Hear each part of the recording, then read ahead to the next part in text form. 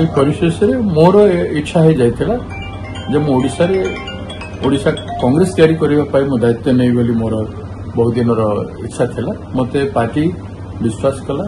ମୋର ନେତା ଶ୍ରୀଯୁକ୍ତ ରାହୁଲ ଗାନ୍ଧୀଜୀ ଏବଂ ଶ୍ରୀମତୀ ସୋନିଆ ଗାନ୍ଧୀଜୀଙ୍କର ଅଟଳ ବିଶ୍ୱାସ ଏବଂ ଶ୍ରୀଯୁକ୍ତ ଖର୍ଗେଜୀଙ୍କର ମୋ ପ୍ରତି ବିଶ୍ୱାସ ପାଇଁ ଆଜି ଏ ନିଷ୍ପତ୍ତି ହେଇଛି। ତେଣୁ ମୁଁ ସେମାନଙ୍କୁ କୃତଜ୍ଞତା ଜଣାଉଛି ଏବଂ ସମସ୍ତ କଂଗ୍ରେସ ଜନଙ୍କୁ ମୋ ଅତୀତରେ ମୁଁ ଯେତେ କାମ କରି ଆସିଛି ସେମାନଙ୍କର ସ୍ନେହ ଶ୍ରଦ୍ଧା ପାଇ ଆସିଛି।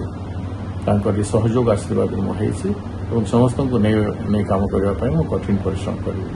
ସମସ୍ତଙ୍କର ସମ୍ମାନର ସୁରକ୍ଷା କରିବା ମୋର କର୍ତ୍ତବ୍ୟ। କଂଗ୍ରେସ ତିଆରି କରିବା କର୍ତ୍ତବ୍ୟ। ଆପଣ ନିଶ୍ଚିତ ଭାବରେ ଗୋଟେ ବଡ଼ ଚ୍ୟାଲେଞ୍ଜ ହେବ ଯେହେତୁ ବିଜେପି ସରକାର ଅଛି, ସେଣ୍ଟର ବି ବିଜେପି ସରକାର ଓ ଓଡ଼ିଶାରେ ବିଜେପି ସରକାର, ଆପଣଙ୍କୁ ନିଶ୍ଚିତ ଗୋଟେ ବଡ଼ ଚ୍ୟାଲେଞ୍ଜ ହେବ। ଏସବୁ କିଛି ନାହିଁ, ଚ୍ୟାଲେଞ୍ଜ ଏବଂ ପ୍ରତ୍ୟେକ ଚ୍ୟାଲେଞ୍ଜକୁ ଆମେ